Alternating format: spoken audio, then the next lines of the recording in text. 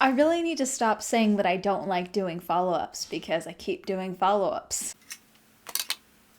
That's it. That's my intro. Hi, I'm Amanda and you're watching Swell Entertainment, and we are coming back to Fox's dating show, Labor of Love. I made a video about this a couple months back now, and it was something. As the show was still airing, I only watched up until I think episode 4, mainly because I wanted to see the fake bear in episode 2, which was incredibly convoluted. They wanted to see how the men would react under stress and panic, to see how they would protect Christy and therefore their future fictional child. She reaches, there's a bear right behind us. No, don't move, there's a bear right behind us. His first reaction was concerned about protecting me. That is how I want the father of my children to respond.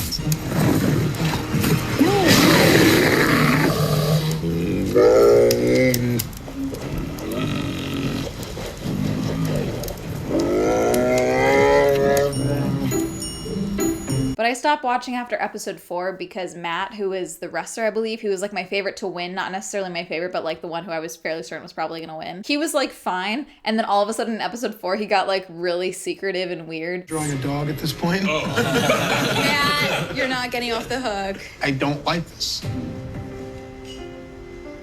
Dude, that's not a normal behavior, Matt. He got sent home, so I was like, okay, I'm like over this now, because like they don't set anything up like, oh, there's something coming. It just kind of like that one episode where they get kicked off, that's where they shove everything of like, here's why he's getting kicked off. But the other day I was like, okay, you know what, it's been months, there's no way the show is still airing. The show was recorded last year in 2019, I believe in January, so there's no way that it's still airing now. Like, she's either pregnant or she's not. Found the show's Twitter account, saw that it had ended in July, saw that Christy had chosen Kyle, and then I also saw that Christy and Kyle had separated a couple months into being together. Apparently Christy had moved down to Austin to be with him and is now in the process, or did move back to Chicago. She did one round of IVF and it was unsuccessful, and then started doing another round, which was then put on hold, and I believe is still on hold due to the virus. Just so I'm clear, everything I'm talking about has either been stated by Christy herself in an interview that has been published or on her own Instagram, so I'm not like digging up this information or anything. This is stuff that's been publicly stated,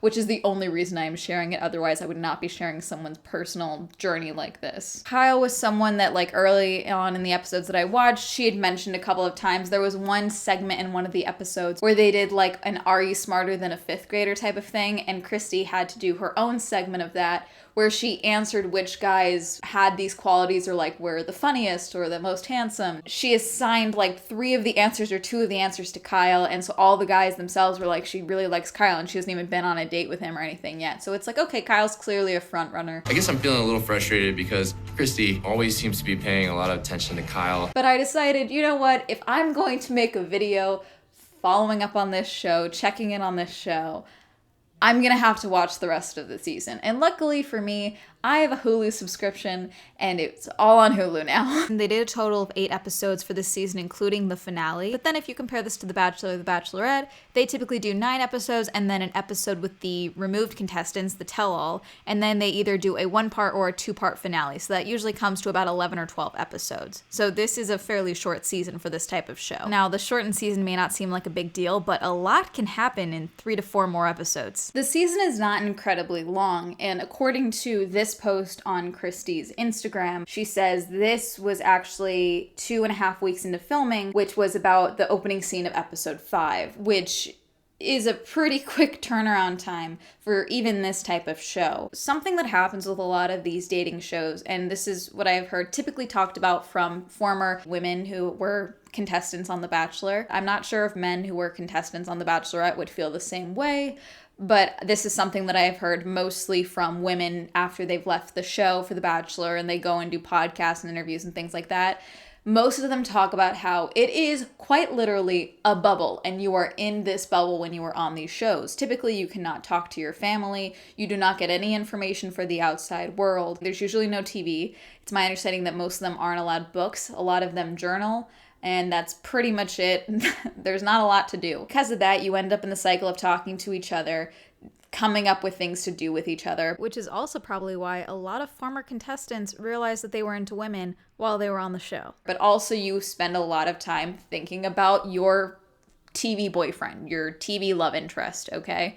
So you spend a lot of time thinking about that and thinking about, oh my gosh, maybe I'm gonna get a date. Oh, I didn't get a date this week, I'm sad. And so you're kind of in that constant bubble of trying to fight for attention. And so that can sometimes add to over enhancing your feelings of what you're actually feeling for this person in your mind. You may not actually be completely in love with this person. You just kind of think they're kind of cool. Maybe you like them a little bit. Maybe you'd like to go on another date with them in the real world. That's why a lot of these relationships don't work out, because in the moment, yes, I am totally in love with this dude. But long term, once you're no longer in that stressful environment and they're not your only connection to like actual human interaction aside from the other girls that you're staying with, it's hard to keep that going because that's just not realistic. Obviously, a lot of bachelor relationships don't work out, but some of them do. I'm not saying that there aren't contestants and aren't leads who genuinely form romantic bonds and genuinely fall in love. I'm not debating that here. But my point for bringing this up is that I'm fairly certain, based on context clues and the information that I could find, that the recording time for Labor of Love was much shorter than is usually necessary for these types of dating shows, and that could be because they had 15 guys instead of starting with 30 guys and then working down to 15. Like, it could be things like that. It's my understanding that The Bachelor at least rents the Bachelor Mansion from the actual owners for taping for 42 days. However, I don't think that counts in travel time, and then when they actually go and do the proposals, and then obviously they do, you know, the fantasy suites, those are never home or anything like that. So I'm fairly certain they taped way longer than this taped, but my point with bringing that up is that I think this may have been better for Christy long term because, again, she's not just potentially getting engaged, she was potentially having a child with this person. This may have been better because those bubble feelings didn't really have time to develop. Does that make sense? Some of the guys definitely put way more stock into the relationships than probably should have been given based on the interactions they had with Christy, but also like most of the dates and most of the activities that were done weren't romantic. Most of them were like, hey, we're gonna like see if you're a good father or not, you know? So it's like even the fictional feelings that could have been developed in this show with the time that they were given were not given any like means to develop. Does that make sense? Editing Amanda's gonna have fun trying to piece this together because in my head it makes sense. Like, Bachelor Nation is a beast for multiple reasons. The facilitation they have for developing romantic feelings, like not just spending time over dinner, you know, with each other and then going and routing up kids for a kid's birthday. No, they go and they do weird dates, you know? They go and they do skydiving, which is going to get your adrenaline up. So obviously you're going to want to fuck that person now because your heart's pounding. They look hot as shit. Things that happen that they facilitate that make you want to fuck this person and make you think, I'm so in love. Oh my God, let's get engaged. That really didn't happen here. Fox, who picked this? Hire me to be a producer on your next dating show. My qualifications are that I have 2 associate's degrees from a junior college, and I was raised by 2 people in sales, so I can smile in someone's face while making them think they're going crazy. I'm also a Scorpio. But I think the shortened time frame was better for Christy long term because whatever bubble of feelings they had built for each other kind of probably popped really quickly once they were in the real world and like actually going through the process of trying to have a baby. I'm sure it wasn't fun, but it's probably better for you long term, Christy. Before I move forward talking about some of the other challenges that this show put these fathers to be through, I just want to say something. Obviously, as I started to finish watching the season, I knew she picked Kyle in the end because I already knew. I had it spoiled for me of my own volition. But that's what made it all the more confusing to watch this show, binge this show, really, and see that she didn't pick Stewart. I'm really excited for my date with Stewart. Stewart is so someone I can see being a father. There's something waiting for us in the kitchen. Oh. Yeah? Tonight, I'm excited to actually get to know Stewart. Stewart was the runner-up. They had one of the first one-on-one dates together. Consistently throughout the season had the most in-depth conversations, like legitimate types of conversations that you would probably need to have if you were going to have a child with someone. They had the easiest chemistry. Just every time they were together, she's very comfortable, very easy with him, which makes it all the more confusing when she picked Kyle. Their families meshed so well. They kept meshing the families, which freaked me out. I don't know why that bothered me so much. Christy, Kyle, and Stewart's moms, okay? Call me. I have questions about this situation and what this was like for you 3. I'll talk more about this in a minute, because especially when I get to hometowns, just keep that in the back of your mind, because routinely I was like, Stewart. And I still don't know. I watched the whole season. And I still don't understand the logic for Christy. Christy, if you want to do an interview, no judgment. I just have questions. Please let me know because we have things to talk about. So like I said, we had the bear test. They also had all of the guys dressed like they were going to go to a workout, and then they kind of did a fake out, which I thought was funny, the reveal they did, because what they actually were going to be doing is taking turns being the person delivering the baby and the person coaching them along. And they had all the guys do the birth simulators. I was an endurance athlete. I can handle this, no problem. The contractions start. Felt like there was an insect burrowing into my stomach. Sunshine letting out that I whip. thought he was giving birth to the Antichrist. Like, it sounded like an exorcism going on over there. Go. Whoa. Yeah. Let's slow it down. Coming out sideways? What is going on here? Here we go. I'm gonna adopt. They also had another episode where all of the guys were woken up at like 2 a.m. and they had Christy get woken up super early too, but she came downstairs with like her hair messed up, but a full face of makeup on. Fox, knock it off. Christy, did you just have a 24/7 glam squad? It surprised all the guys with baby simulators and then gave them a bunch of chores to do, like cleaning up after a toddler's birthday party or something. Most of the remaining guys did what they were supposed to do. They were taking care of the babies as well as cleaning up the mess, or trying to do both. And then you had Kyle and Stewart, who were just only focusing on the babies. But then Christy and Kristen Davis go and check the cameras to monitor the guys, but they never checked the earlier stuff. So all of the recordings where Kyle and Stewart are like, no, I'm just gonna hold the baby. You guys got it. I think I should just be focusing on my baby. The assignment was to not only keep an eye on the babies, but to clean up the mess. Stewart and Kyle never did that. What ends up happening is Kyle and Stewart get the highest scores when they go and check the analytics for the baby simulators. And then all the guys who were actually doing what they were supposed to be doing for the most part had poor scores because they were multitasking and, you know, trying to be parents and do both. One of the guys left the baby unattended on the bed while he went to go take a shower. You put him on the bed and took a shower. I mean, it was questionable. I mean, it's a doll. Like, you know, like there's only so much you can take seriously. It's dolls. That's what, guys, you can't turn a real baby off. Ugh, dumb, dude. You gotta play the game. And then Trent did a cartwheel with the baby. Don't do that. Want to learn how to do a cartwheel, Trentina? What's happening there?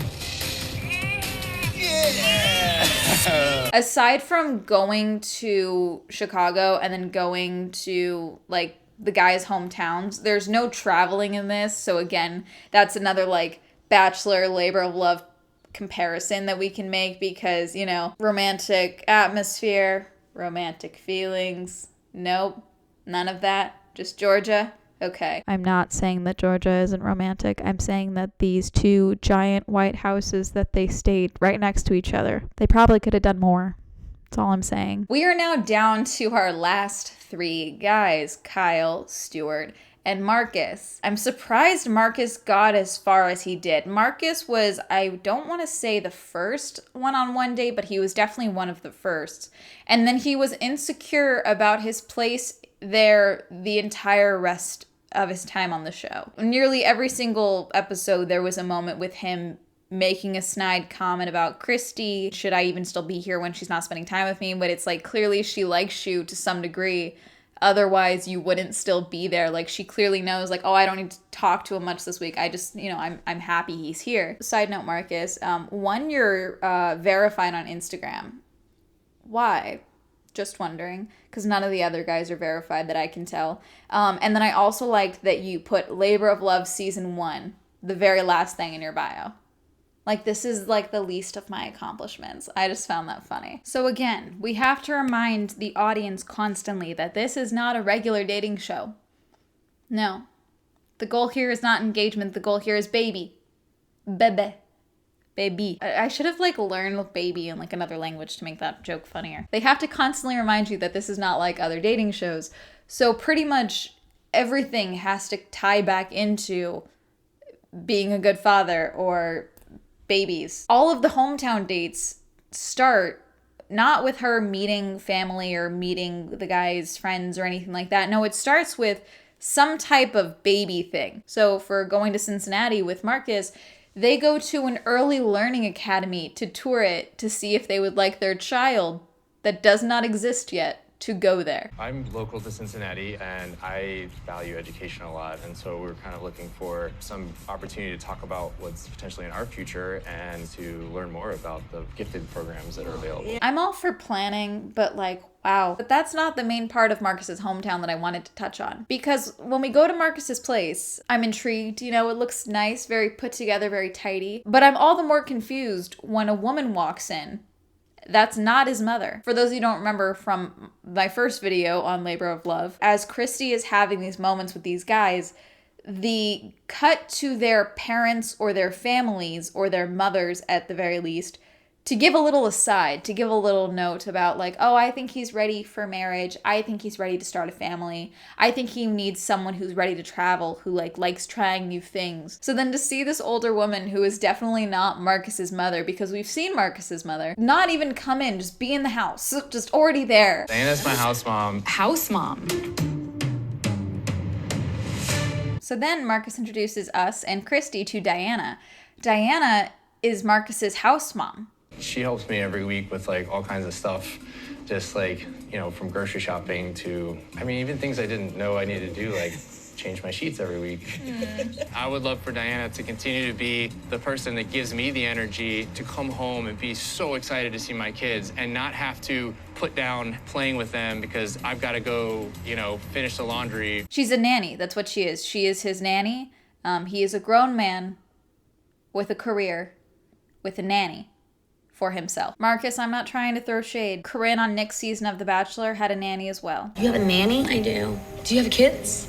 No.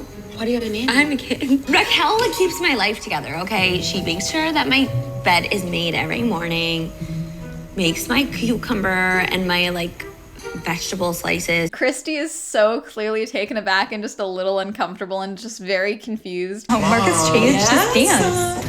I need some help. Fascinating. Yeah. What is happening? I bought these fancy clothes to try and impress Christy, but I need some help. Do you sew? And it's just so, wow. Unsurprisingly, Marcus gets sent home this episode. And then Marcus, who has been routinely making snide comments about, you know, is Christy taking this as seriously as him?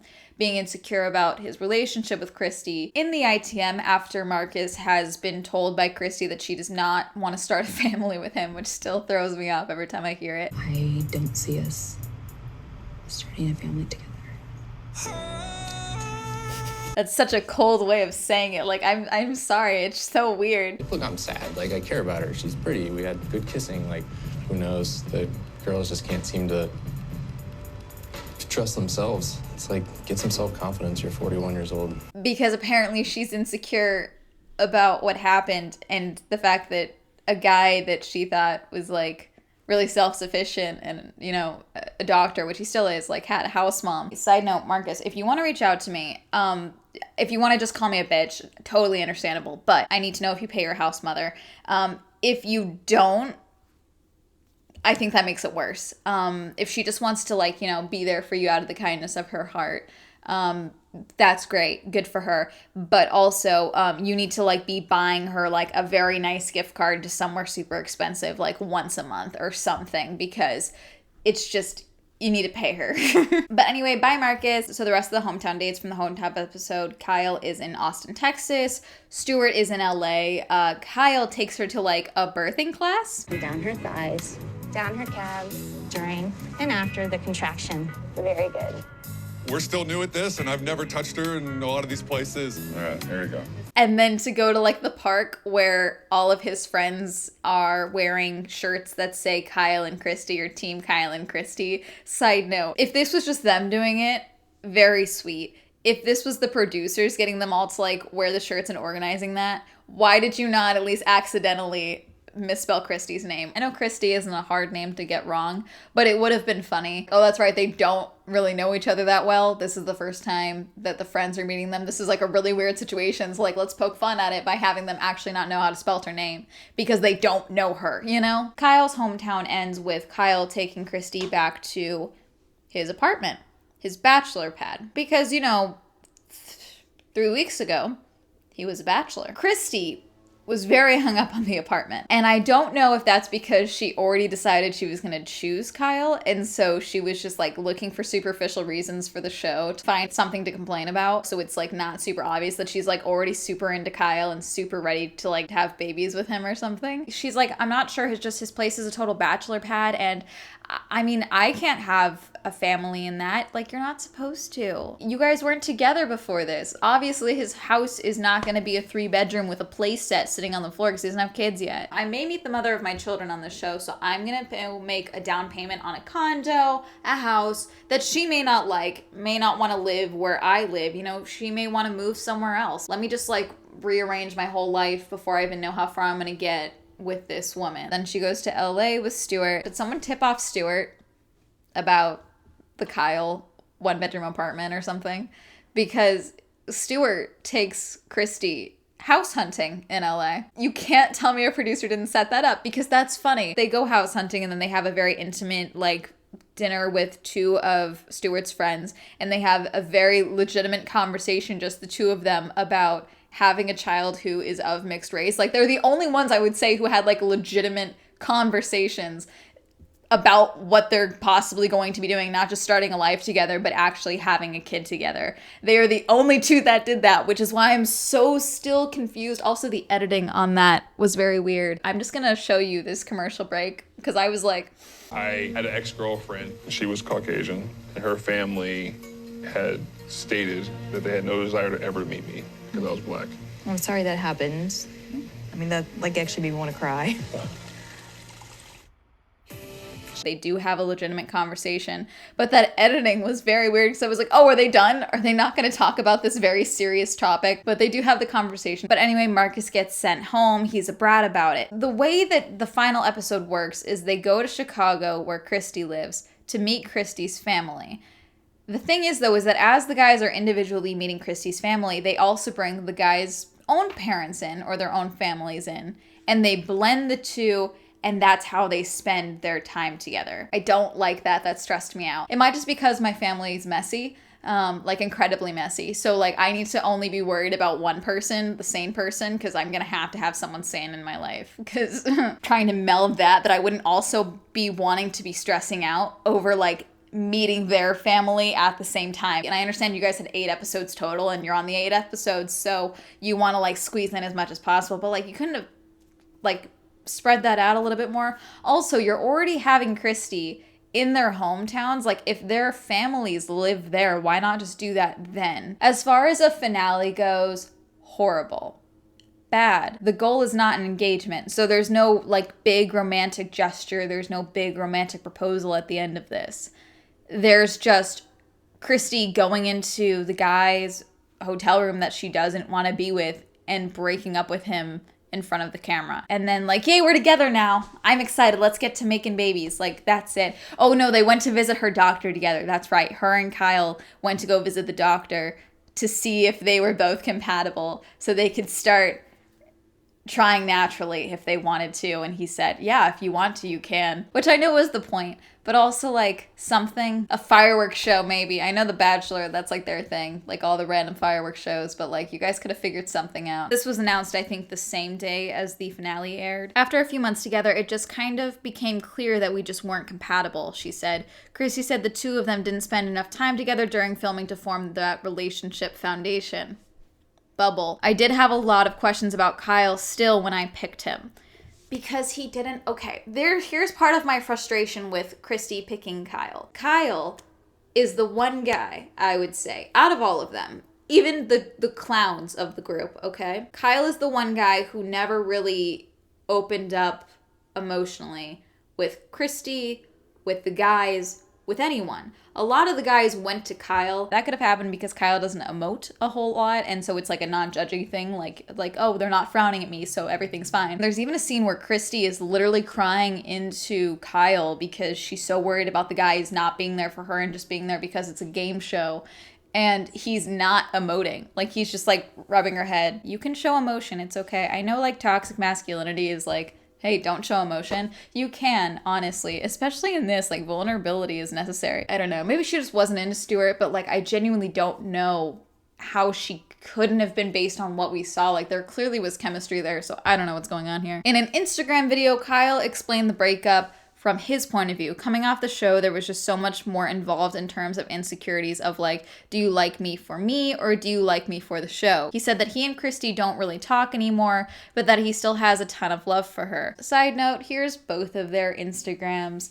As far as I can see, they are now both still single. Yeah, nothing that I could find says that Christy tried to reach out to Stewart or that Stewart has tried to reach out to Christy. So let's just assume that bridge has been burned. As someone who loves watching these shows, I can't watch Stewart's like final episode of Labor of Love and think that he's like amping it up for the camera. Like, he seems genuinely upset. I don't know. His DMs might be open if anyone's interested. Let's see. Labor of Love casting. I'm 22, I'm not doing it, I'm just letting you know now. As far as I can see, they have not started casting for Labor of Love season 2. I don't think they're gonna do another one. As far as I can see, all of the guys still have very manageable, like understandable social media followings. It's nothing crazy. They're not gonna be sponsored by Sugar Bear Hair anytime soon or anything like that. So I don't know how that's gonna affect, future casting in the current reality TV show scene. But yeah, I don't know if Labor of Love is going to happen again. As I've stated throughout this video, if any of the cast members want to reach out to me for an interview or anything like that, I will be respectful. I just have questions about your experience. If you just want to tell me about your experience and I can give you little sides, we can absolutely do that too, but let me know. But I think that's gonna be it. Did you watch Labor of Love? Would you do Labor of Love? Would you ever do a reality dating show? If you have a concept for a reality dating show, let me know. Comment down below. Shout out to my patrons. Thank you so much for supporting my Patreon. If you'd also like to support my Patreon, link will be listed down below. If you'd like to follow me on my social media, that'll be all up here. And that's gonna be it. Tune in next week for when I apply to be on The Bachelor. Have a lovely day. Goodbye.